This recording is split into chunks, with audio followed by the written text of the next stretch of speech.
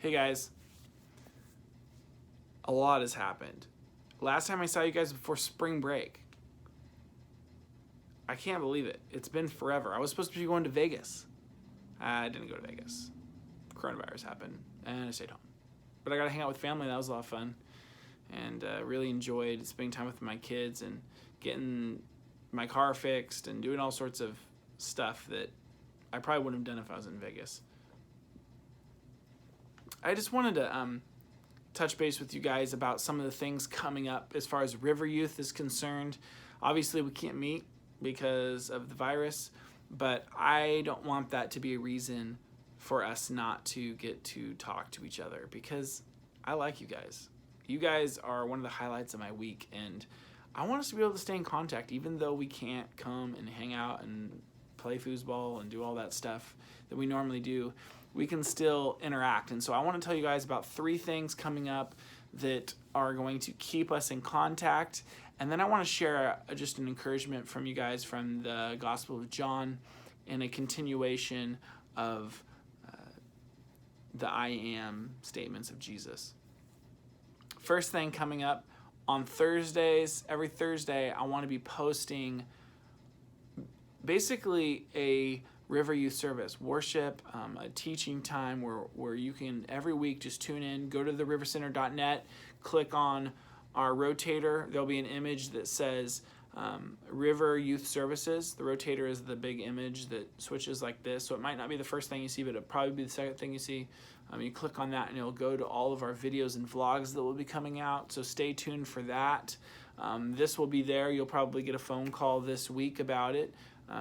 And be communicating and making sure that everybody knows, this is the way we're going to kind of keep in contact with each other. So it's good for us to communicate to each other. If you can text other students. I'm going to get this out to everybody's number and emails that I have access to. So we'll be posting that on our website. The second thing is that I would like every week, potentially every week, for us to have Zoom meetings where we can all get online together and talk and pray for each other and just have a good time, just even being able to interact. The videos are great, but we can't really back and forth talk. And so what we'd love to do is Zoom meetings. But what I need from you guys is I need you guys to send me your email addresses with your names as well in the subject so that I know who they're from. Some of your guys' email addresses are really crazy, so I want to make sure I know who the emails belong to. But you can send your emails to Brant@therivercenter.net. That's BRANT @therivercenter.net. And I would be sure to get you guys an invite to those meetings. Probably going to be on Thursdays around the same time we meet, where we all get online and just see how everybody's doing. The third thing that's coming up is I really just want to encourage our leaders to reach out to their breakout groups, because I think it would be good for us even throughout the week to be in contact with each other, see how each other's doing. This is a lot of stuff going on, and I don't want to downplay how stressful this is, and just want us to know that, we're here for you guys, and it's good for us to talk through that and to pray together and to make sure that everybody's doing okay, and just be able to talk through some of this stuff, and maybe even just to share an encouraging story and about what God's doing. And I do want to just encourage you guys that God is doing amazing work. Despite the fact that the world is seemingly on pause, God's still at work. And that's the amazing thing about the church. That's the amazing thing about Jesus, is that God's promises and God's commission to us don't stop because the world comes to a stop.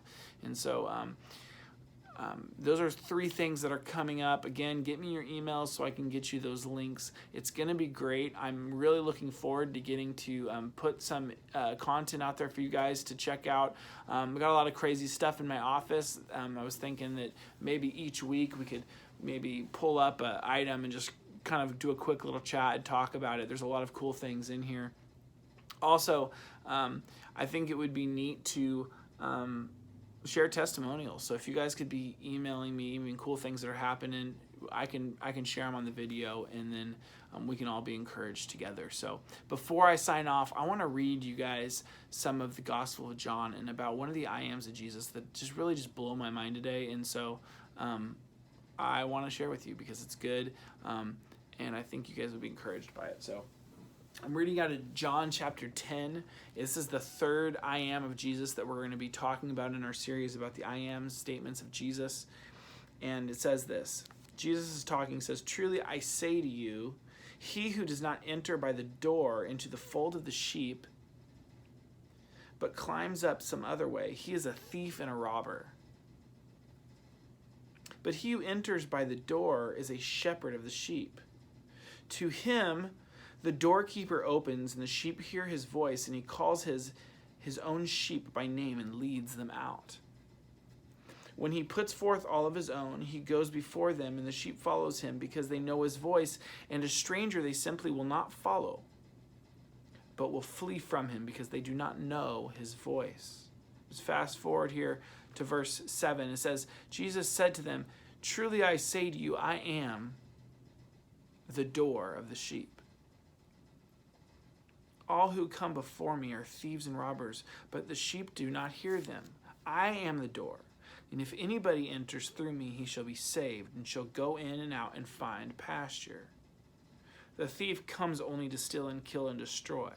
I came that they may have life and may have it abundantly." Let's just stop right there. So, and Jesus attributes himself to a door. I mean, we hear Jesus talk about how he's the light, how he's the bread of life, but a door? But if you think about it, doors are amazing things. Doors keep people from sneaking in on you when you're going to the bathroom. Doors keep bad people from coming into your house when you're sleeping. Doors are how we go into places. Doors keep us safe when we're driving. A door is access. It's an entrance. It keeps the things that are supposed to be out, and the things that are supposed to be in. A door is an amazing thing, and Jesus is the one door into the pasture of God, into his family. That if there was multiple ways, he would have made it known to us, but there's not. There's Jesus. Jesus is the one way. And that's amazing. I love how Jesus makes this dichotomy of the motives of the thief and the motives of him. That the motives of the thieves and the bandits is to steal, kill, and destroy. When we look in our world and we see a lot of that, especially right now, there's a lot of death, a lot of terrible things happening. But Jesus' motive was that we might have life and life abundantly. And so in this time of hardship, when you look out there, what's going on, I want you to know that Jesus came so that you might have life abundantly. And then he's the door we enter through. And there's people in our life that don't know about Jesus. And we need to share that truth, because there's a lie in this world that we all just figure out our own path, and that's just not true. Jesus is the one way, the truth, and life. And he desires us to have life. That's why he came. It says in the Bible that God's kindness leads us to repentance. Jesus said, "I've come to seek and save that which was lost." God loves us. And he loves you, and he cares about what you're going through. And you know, in these times where, like, you know, we know people that are sick, there's crazy stuff happening. It's like we need to find our foundation and our strength in something that is more than ourself, in Jesus. I mean, we often find comfort in our jobs and in our money and in the government or whatever in our lives. And the truth is that right now, all that's upside down. The only thing we can count on is him. And I want to encourage you guys that God cares so much for you. And it might seem really scary out there, but you just keep your eyes on him. You know, sheep can have comfort in knowing that the shepherd is watching them. That the pasture is a safe place because of the shepherd. And Jesus is our shepherd. And we know his voice. And that people come in to try to steal from God's things, but the sheep don't listen to them. They flee from them. The sheep flee because they don't know their voice. They know Jesus' voice. My encouragement to you is know God's voice. Spend time in his word. You know, as our lives are kind of turned upside down and we have, you know, just this opportunity to spend times doing things we normally wouldn't. Well, like learn about what God's voice sounds like. Spend time in prayer. Spend time reading. Read the New Testament. Read the Gospel of John. Start there. That's a really good one. Just talking about Jesus' work. Is we're going through this, talking about the I am statements. And Jesus is amazing. The bread of life. The light of the world. And now the door for the sheep into the pasture. I want to encourage you guys a couple things. One of the things I wanted to encourage you to do, this is kind of my challenge for you guys this time, this week, is be learning. Like, learn about stuff. I love learning. I love learning how to do new things. And one of the ways that we can do this is by reading. And so I know that a lot of you guys read a lot of fiction and stuff. That's great. But I want you guys to go find something nonfiction. Go learn. This is a couple of books I'm reading. One of the books is this book called Mad Church Disease. It's a book on how to prevent and avoid burnout in churches, and to identify and know when you're pushing yourself too hard, to know when you are at a place where you don't want something to become a hate. I don't want to hate to do things for God. I want to love to do them. And so this book's been really good so far. I'm reading about that. I'm also reading this book called Everything Reading Music book. It's about sight reading music, and it's been really encouraging to just be challenged to brush up on my music theory, and it's been teaching me a lot of stuff, and so it's good. So find something new or something you might be interested in. Go read about it. Go learn about it. Maybe it's YouTube. Go watch some YouTube videos on how to cook or bake bread or do something. Just go learn. And, as we got all this extra time at home, we might as well doing something productive. So that's my challenge for you guys this week.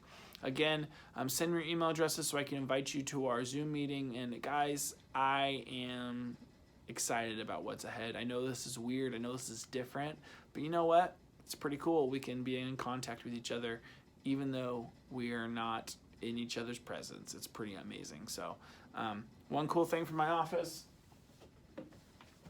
this is a Tribble, Star Trek the original series. Tribbles are these little cute little creatures. They make that noise. I don't know if this one does. Nope, it doesn't. But they're cute. If you feed them, they multiply like crazy. And in the Star Trek the original series, there was an episode called Trouble with Tribbles, and somebody fed them, and then they took over a whole space station. So anyway, that's what that is. We'll share more cool things off my shelf in future weeks. Love you guys. Be praying for you, and look forward to talking to you next week.